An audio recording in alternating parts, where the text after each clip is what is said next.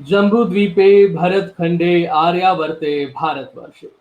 Jambu talks देखने वाले सभी दर्शकों का बहुत बहुत स्वागत। मैं हूं आपके साथ निधीश गोयल। करता हूं आप सभी का अभिनंदन, आप सभी का यथोचित अभिवादन। ये वीरों की धरती है, ये बलिदान की धरती है, ये त्याग की धरती है, शौर्य और परंपरा की अनुपम परंपराओं की धरती है।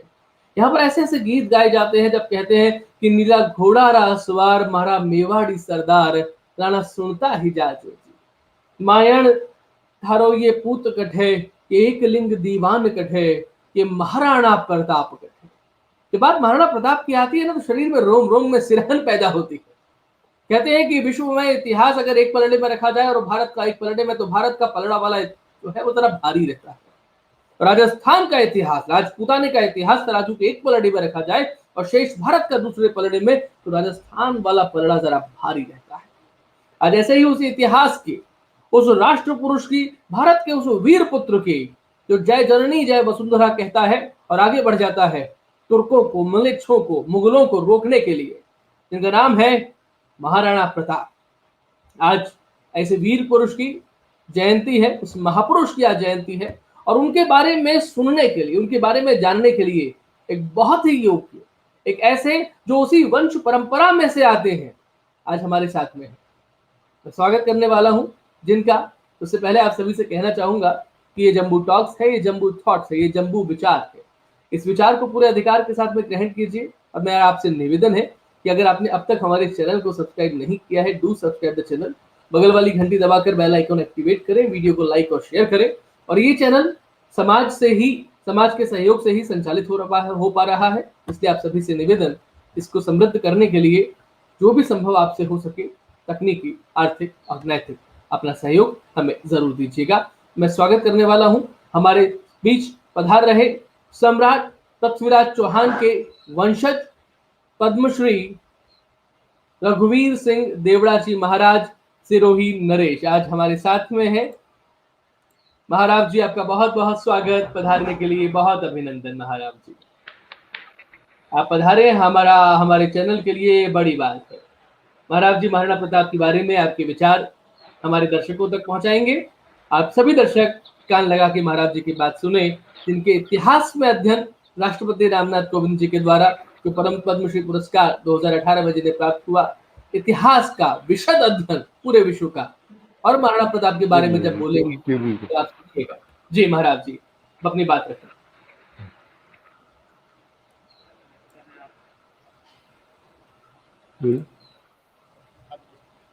महाराणा प्रताप जन्म 1540 ईस्वी में कुंभलगढ़ के किले में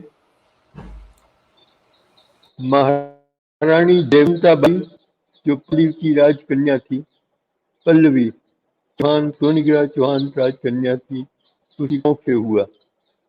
उस शूरवीर माता ने प्रताप को बचपन से ही अंगारों पर चलना सिखाया। और मुगलों का सबसे महान सम्राट अकबर का भी जन्म 1540 में उमरकोट के राजमहल में हुआ।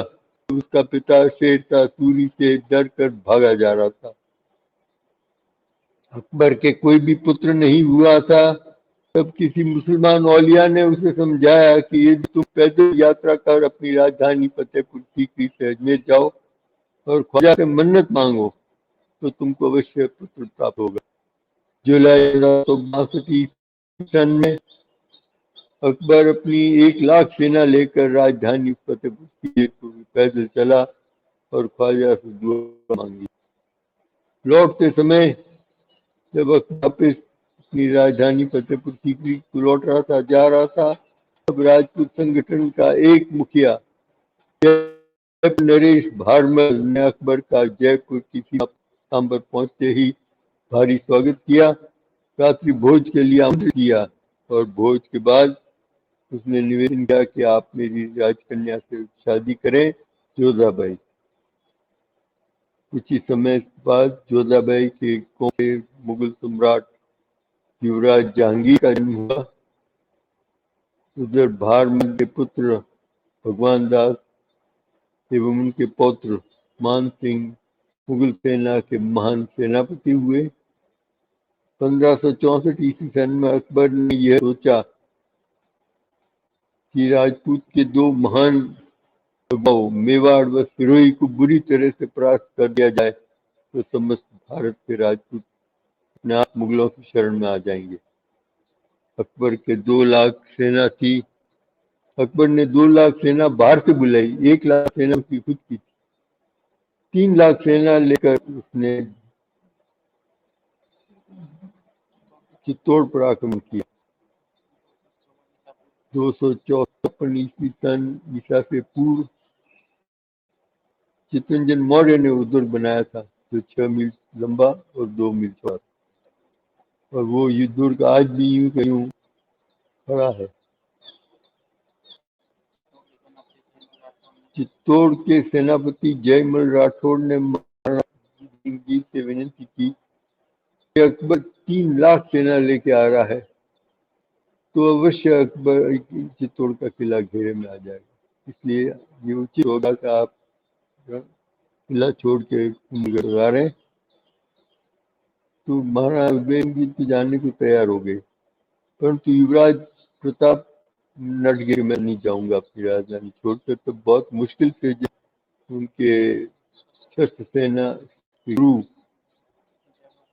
जयमल ने उनको समझाया, तो वो धीमी गति से चित्तौड़ छोड़ के गए। अकबर ने संपूर्ण चित्तौड़ किले पर घेरा डाल दिया। मेवाड़ की सेना बड़ी बहादुर थी, परंतु आधुनिक हथियारों में निपुण नहीं थी, इसलिए जयमल ने बड़ी बहादुरी बुद्धिमत्ता से अकबर के जानी दुश्मन नागौर के सुबह को 1000 सैनिकों को बंदूकों लेकर बुलाया, रात्रि के समय आया और चित्तौड़ के हर एक बुर्ज पर उनको स्थापित कर दिया। उससे अकबर की भी हालत खस्ता होगी, परंतु अकबर ने फिर सोचा कि यदि एक सुरंग छोड़कर बनाकर किले की दीवार को तोड़ दिया जाए तो फिर क्या रहेगा, फिर अपने अंदर घुस जाएंगे। उस सुरंग की निरीक्षण के लिए अकबर 11 बजे दिन में वहां पहुंचा। उसी समय जयमल और वो सुबह निरीक्षण कर रहे थे चित्तौड़ के किले के प्रांगणों से। उन्होंने अकबर को देखते ही कहा कि इसको उड़ा देना, और जयमल ने आदेश दिया उस सुबह को कि तुम अपनी बंदूक अच्छी तरह जमा उड़ा दो। उसने बंदूक का पक्का निशाना लिया और छोड़ी। उसी समय अकबर के हाथ से उसका जेबी रुमाल गिर गया, तो उसने डाइव मारी बचाने के लिए, तो वो तो बच गया, पर उसके पीछे खड़ा सिपाही मर गया बंदूक। अकबर ने अपनी रणनीति में देखा कि खुदी हुई सुरंग में भारी बारूद भरकर इस किले की दीवार आज के आज उड़ाई जाए। उसने उड़ाई और रात्रि में सेनापति इस दीवार को पूरी सेना को लगाकर रिपेयर करवा रहा था। तब अकबर ने रात के अंधेरे में जाकर बंदूक चलाई, जिससे जयमल की दोनों टांगें टूट गई। दूसरे दिन सुबह जब रण हुआ तब जयमल फत्ता के कंधों पर बैठकर रण लड़ा और सभी वीर हुए। उधर फूल कुंवर ने के नेतृत्व में 8000 क्षत्राणियों ने जौहर किया। मेवाड़ सेना बहुत बहादुरी से लड़ी, परंतु अकबर की सेना बहुत बड़ी थी होने के कारण और उनके पास आधुनिक हथियार होने के कारण चित्तौड़ और मांडलगढ़ के किले को आधिपत्य में ले लिया। महाराणा उदय सिंह ने 1569 ईस्वी में अपनी नई राजधानी उदयपुर बसाई, विश्वविख्यात शहर है। 1570 ईस्वी सन में अकबर ने अपनी पूर्ण तैयारी करके सिरोही राज्य पर, तब सिरोही के महाराज द्वितीय राज कर रहे थे। उस समय एक यंग बालक 11 साल का सुरत्रान को बुलाया। वो तीरंदाजी में बहुत तेज जबरदस्त, उसको सेना के घेरे में डालकर आगे बढ़ाया, और जब अकबर उसकी रेंज में आया तो उसने कहा उड़ा। तो सुल्तान के तीर अकबर ऐसा घायल हुआ कि हाथी से गिर पड़ा और ऐसा जान लेके भागा के वापस जिंदगी भर कभी शुरू में नहीं आया। 28/2/15 को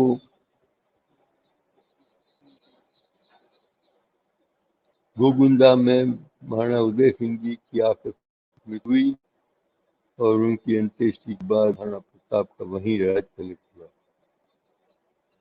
अब अकबर समझ गया कि अब मेवाड़ का महाराणा जो है वो टेढ़ी गिरे और इसके लिए बहुत जबरदस्त तैयारी करनी होगी। तब उसने एक के बाद एक आक्रमण मेवाड़ को भेजा तो सभी विफल रहे। 1576 में उसने अपने सेनापति मान सिंह को तैयारी करके भेजा।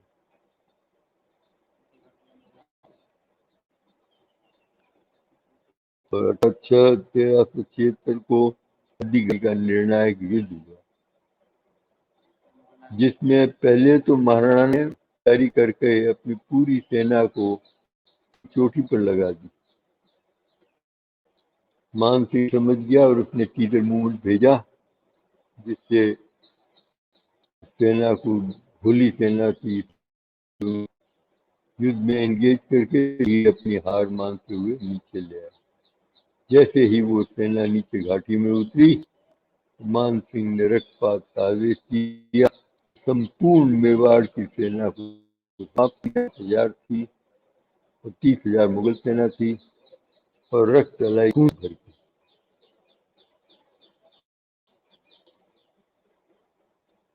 फिर महाराणा प्रताप ने ये तय किया वे अपने चेतक पर चढ़कर मान सिंह का आक्रमण करे और किया जबरदस्त। परंतु जब महाराणा प्रताप ने अपना भाला फेंका तो मान सिंह डक कर गया। ये बच गया। इतने में जिस हाथी पर मान सिंह बैठा था उसमें तलवार थी। उस तलवार से चेतक घोड़े का एक कट गया, परंतु 3 कपड़ सुरक्षित अपने मालिक महाराणा प्रताप को सुरक्षित स्थान पर ले गया और वहां उनके छोटे भाई शक्ति सिंह ने आकर उनकी पूर्ण मदद की और सुरक्षित स्थान पर ले।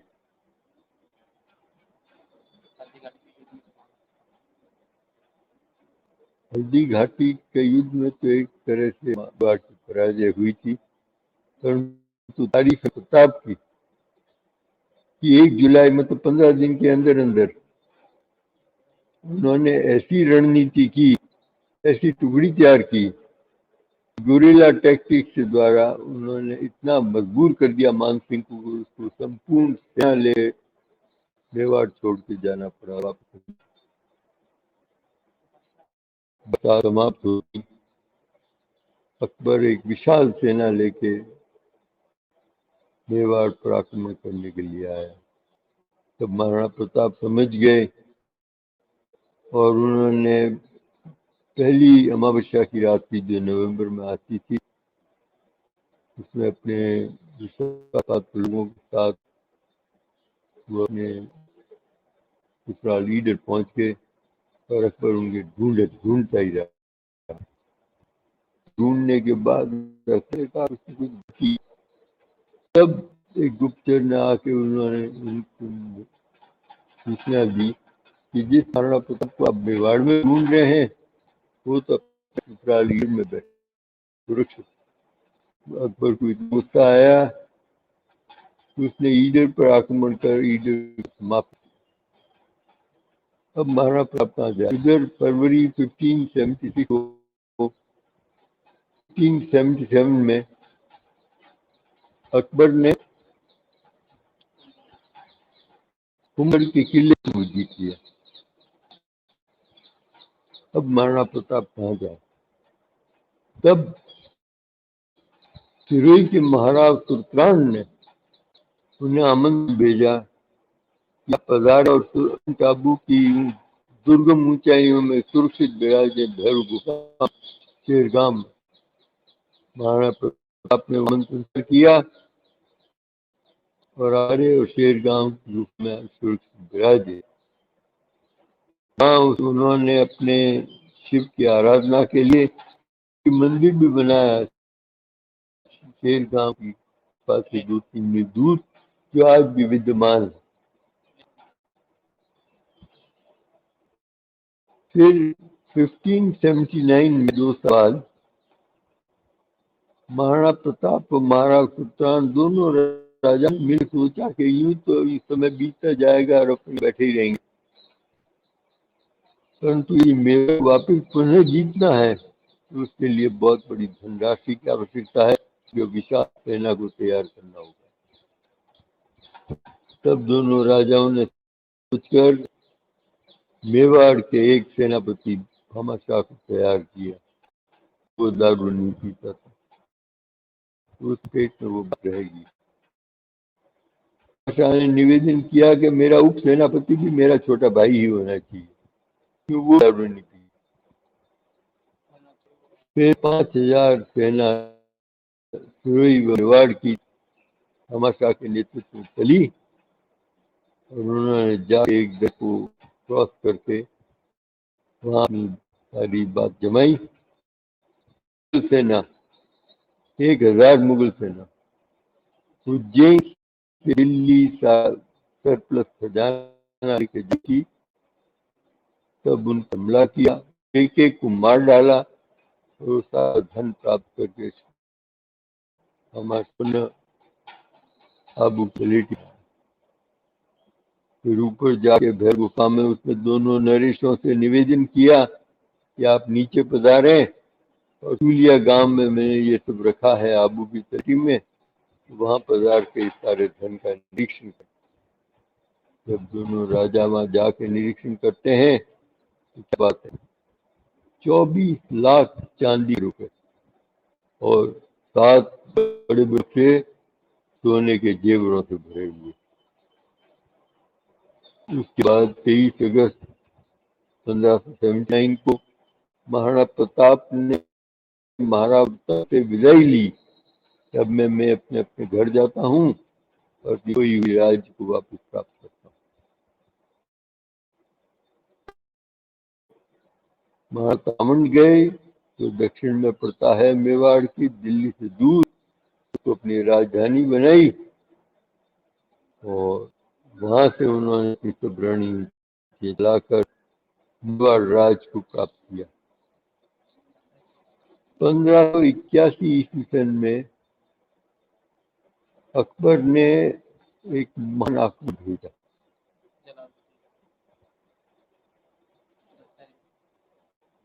वो दशहरे के दिन था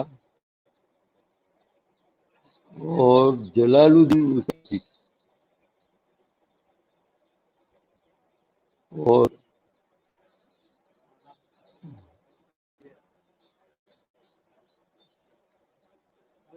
कौन नहीं, जलालुद्दीन का सेनापति था।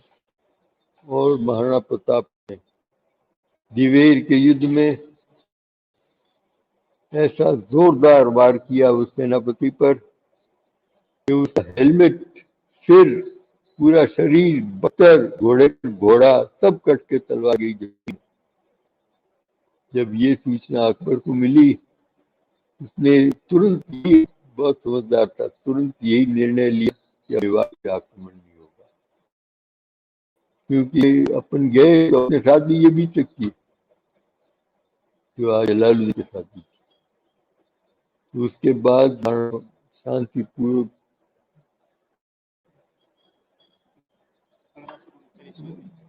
मेवाड़ पर राज करते और 1597 में जनवरी महीने में एक मैन ईटर टाइगर चामुंड आया तो मेवाड़ की राजधानी और वहां काफी क्षति पहुंचाने लगा। तो महाराणा प्रताप ने ये निर्णय लिया कि मैं कटारी युद्ध करके इसको मारूंगा स्वयं। महाराणा प्रताप ने अपनी कटारी तैयार की और उससे युद्ध करने गए। शेर को तो मारा, परंतु मोटे शेर ने जो पंजा मारा उससे मारा भी संभव। उस दिन अकबर लाहौर में कैंप कर रहा था। जोधपुर और सिरोही का महाकवि दूसरा आड़ा उनके साथ। तो जैसे ही ये सूचना उनको मिली तो दूसरा आड़ा ने कविता रच के जो बड़ी प्रसिद्ध है, अस ले गयो अण दाग पाग ले गयो अणामी मेवाड़ राण। मेवाड़ का महाराणा जीत गया और प्रताप को अकबर को नीचा देख। महाराणा प्रताप के बाद अकबर ने पुनः मेवाड़ पर आक्रमण शुरू किए।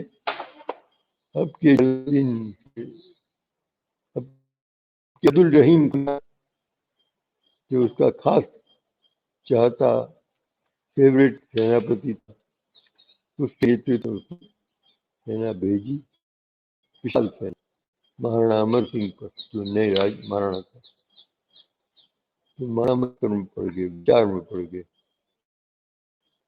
तारीफ करूं अब्दुल रहीम खान की, तो उसने स्वयं ने एक प्राइवेट चिट्ठी लिखी महाराणा अमर सिंह जी को।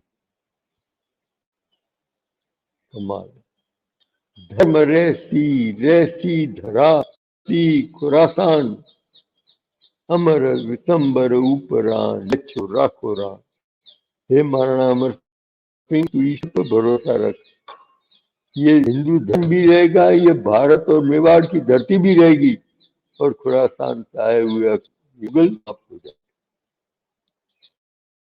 मैं तारीफ हूँ अब्दुल रहीम खान के, मुगल सेनापति होते हुए, अकबर का फेवरेट होते हुए भी उसने ये नहीं कहा कि मेवाड़ और सिरोही समाप्त।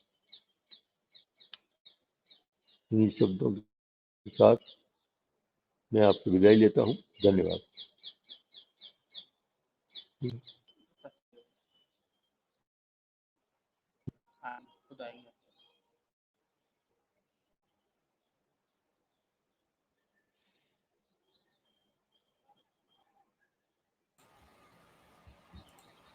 उनको बात